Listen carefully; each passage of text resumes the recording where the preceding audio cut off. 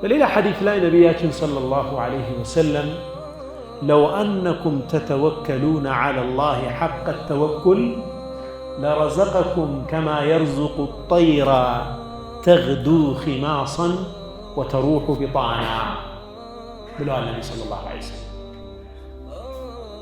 በአላህ ላይ ትክክለኛ መመካትን የምትመኩ ብትሆኑ ኖሮ እውነተኛ መመካትን በአላህ ላይ የምትመኩ ቢሆን ኖሮ አላህ ወፍን እንደሚረዝቅ እናንተንም ይረዝቃችሁ ነበር።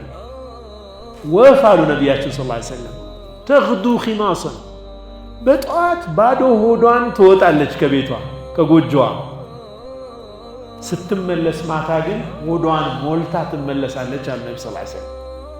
ሱቅ የላትም፣ እርሻ የላትም፣ ግን ሰበብ ለማድረስ ከጎጆዋ ወጣ ትከንፋለች፣